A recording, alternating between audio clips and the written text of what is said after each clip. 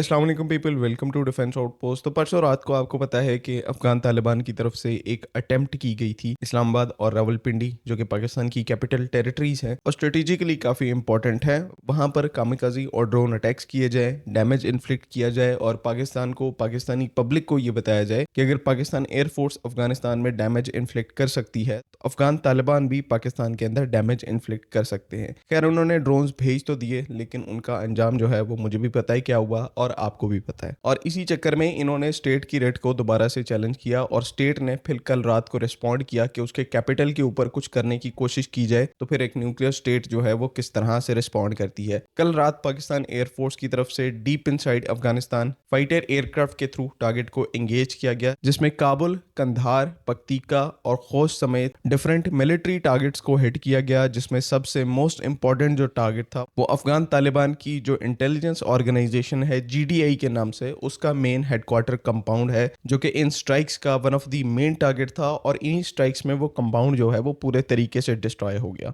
GDI Afghan Taliban के लिए एक काफ़ी मेन ऑर्गेनाइजेशन का काम करती है, बिकॉज इनके जो सारे थर्ड ग्रेड मिलिशियाज हैं इनको कंट्रोल जो है वो इनकी जीडीआई करती है और टीटीपी जैसे पाकिस्तान अगेंस्ट ग्रुप्स भी जीडीआई के कंट्रोल में ही आते हैं। पहले पाकिस्तान ने कई दफ़ा रेस्ट्रेंट का मुजाहरा किया कि इनके जो स्टेट इंस्टीट्यूट्स हैं उनको टारगेट ना किया जाए, लेकिन जिस तरह से ये अफगान तालिबान जो है वो एस्केलेशन लेडर को मिसमैनेज करते गए और गलतियां करते रहे, इवेंचुअली पाकिस्तान ने यहाँ पर डिसाइड किया कि all targets in Afghanistan are legitimate targets. And इसी अप्रोच के तहत, क्योंकि इन्होंने इस्लामाबाद में कुछ करने की कोशिश की, इनका जो पूरा जीडीआई का सेक्टर हेडक्वार्टर है वो इस टाइम के ऊपर कंप्लीटली ग्राउंड में आ चुका है। इसके बाद इनकी जो स्पेशल फोर्सेस है बद्री 313 के नाम से, उसका भी एक मेन सेक्टर हेडक्वार्टर जो है इस स्ट्राइक के अंदर डिस्ट्रॉय किया गया, स्पेशली टारगेट किया गया। और ये जो इनकी स्पेशल फोर्सेज हैं ये one of the most well equipped forces हैं पूरे अफगान तालिबान में से। 80% जो सारा नेटो का लेफ्ट ओवर इक्विपमेंट था वो इन स्पेशल फोर्सेज को दिया गया। आपने इनकी फोटोज और वीडियोस में भी देखा होगा कि किस तरह से जो फॉर्मर यूएस ट्रूप्स हैं उनका इक्विपमेंट, उनका गियर जो है इन अफगान तालिबान की जो 313 स्पेशल फोर्सेज है इन्होंने पहना होता है। तो इनके हेडक्वार्टर को, सप्लाई डिपो को यहाँ पर निशाना बनाना जो है वो मोस्ट इंपॉर्टेंट था और कल रात को यहाँ पर यही किया गया है। उसके अलावा जो एक और मेन और इम्पॉर्टेंट टारगेट हिट किया गया है यहाँ पर,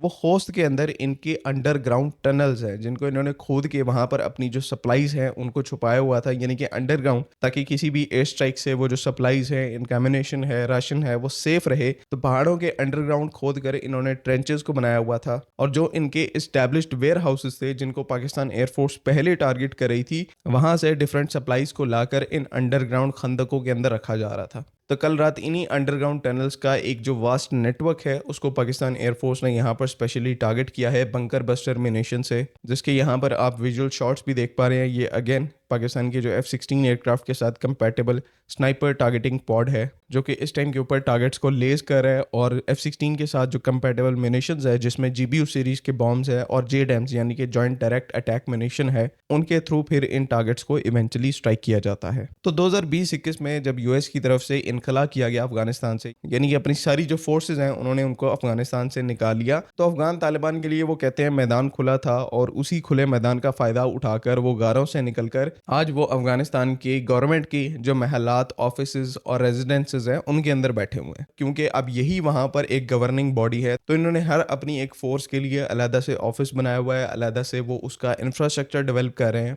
ताकि लॉन्ग टर्म में अफगानिस्तान के अंदर जो लॉ एंड ऑर्डर की सिचुएशन है, जो सिक्योरिटी सिचुएशन है और एक इफेक्टिव गवर्निंग बॉडी जो है वो उसको सिक्योर किया जाए। अब पाकिस्तान जो है वो सिलेक्ट करके ऐसे ही टारगेट्स को एंगेज करके डिस्ट्रॉय कर रहा है। तो ये जो सारी सिचुएशन है इनके लिए सस्टेनेबल बिल्कुल भी नहीं है। अफगान तालिबान, ये तो हम सबको पता है कि कभी सरेंडर नहीं करेंगे और ना ही पाकिस्तान कभी जमीनी मुदाखलत करेगा, लेकिन जो हम कर सकते हैं इन तालिबान को एक पर्टिकुलर डायरेक्शन में फोर्स कर सकते हैं। जब इतनी एयर स्ट्राइक्स होंगी, इनका जो इंफ्रास्ट्रक्चर है वो डैमेज होगा, नेचुरली इनके पास एक ऑप्शन रह जाएगा कि हमारे अगेंस्ट में जो ऑर्गेनाइजेशन जिनको ये अभी तक सपोर्ट करते हैं उनको सपोर्ट करना छोड़ दें, उनको डिसमेंटल कर दें, ताकि पीसफुली जो है वो हम भी रह सकें, ये भी रह सकें और दोनों कंट्री जो है वो फ्यूचर में प्रॉस्पर कर सकें। यही एक ऑप्शन है जो कि वायबल इस टाइम के ऊपर अफगान तालिबान को दिया जा रहा है। अगर ये ऑप्शन नहीं ऑप्ट करेंगे तो फिर ये जो अभी चीज़ें चल रही हैं ये तो कंटिन्यू रहेंगी, और इनको भी पता है कि काइनेटिक डोमेन में, कन्वेंशनल डोमेन में पाकिस्तान के अगेंस्ट में ये किसी तौर पर स्टैंड नहीं कर सकते। एसिमेट्रिक वॉरफेयर कर लेंगे पाकिस्तान के अगेंस्ट में तो वो तो ऑलरेडी पिछले 4 सालों से चल रही है, और हमारी जो मिलिट्री है उसको कंट्रोल करके बैठी हुई है, तो इससे ज़्यादा अब ये और क्या ही कर लेंगे। तो जस्ट जितना सोशल मीडिया के पीछे लगकर, सोशल मीडिया अटेंशन के पीछे लगकर ये स्टंट्स करते रहेंगे कि इस्लामाबाद में ड्रोन भेज दिया, रावलपिंडी में ड्रोन भेज दिया, इसका स्ट्रेटेजिक एडवांटेज इनको ना के बराबर है। उल्टा पाकिस्तान की जो स्टेट है उसको ये यहाँ पर एक ओपन वे प्रोवाइड कर रहे हैं कि वो अफगानिस्तान में जाकर हर इंपॉर्टेंट टारगेट को हिट करे, और उसमें किसी लेवल के ऊपर इनका जो मेन प्रेसिडेंशियल पैलेस है जहां पर इनकी कमांड है